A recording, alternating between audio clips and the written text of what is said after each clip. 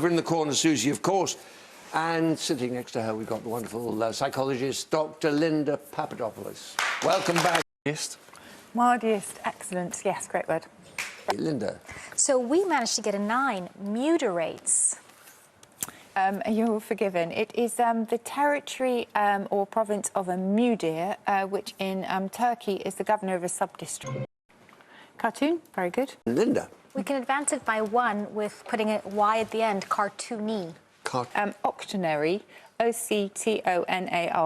Well, I think it might be useful. It's relating to the number 8. D. An invader. Very good.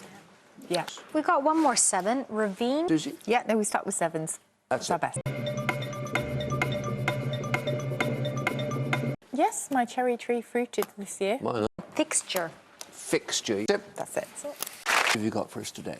Today I thought we'd speak a little bit about social media. It's an interesting thing because social media is still, well, it's a teenager, a kid itself at best. We haven't been around. Spend a lot of time on social media actually report poor mental health. They report more anxiety.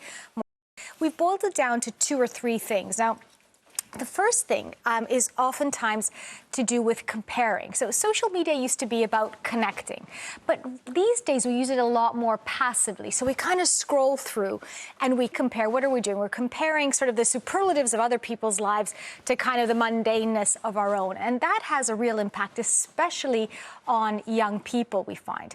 This is the chasing of likes. Now, it's very interesting time where they're kind of very aware of how they're being seen by others. So in many ways, it's kind of a barometer of how you're accepted or liked. And this can be really anxiety. So I think it's important to kind of, use social media. There's definitely a great place for it, but also sort of use it in a way that keeps you healthier. So I thought I'd give a few tips about the difference between time spent online and time well spent. So if you're online, passionate about, that's a great, way to spend a couple of hours. If you're online comparing, never going to live up to, that's a really bad way. So kind of think about how you're spending it's really important to get balance. So think about where you use it.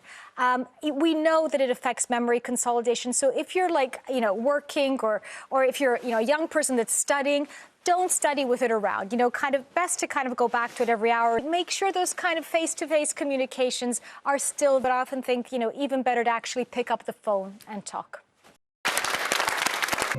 Yes, very good. 6, Linda, Susie? We got an 8, penances. Penances, yes. Not in the noun sense of what you might receive after confession, but in an old verb sense. So to penance is to impose a penance on someone. So the priest penances her to 7 Hail Marys. And roams.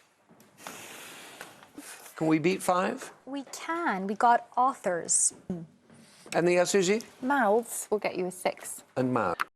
Well, we got a 7. Yes, which is? Yes, it's R-O-O-T-I-E-R, and it's sort of, I think it's usually applied to taste. So one example here is the rooty sweetness of beetroot. So I suppose 1 beetroot. No, the only thing that comes up is not there, I'm afraid, sorry.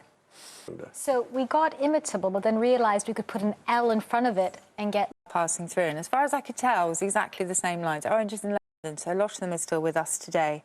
And Oranges and Lemons is said to plot a journey, innocent tune Oranges and Lemons. The Church of St. Martin.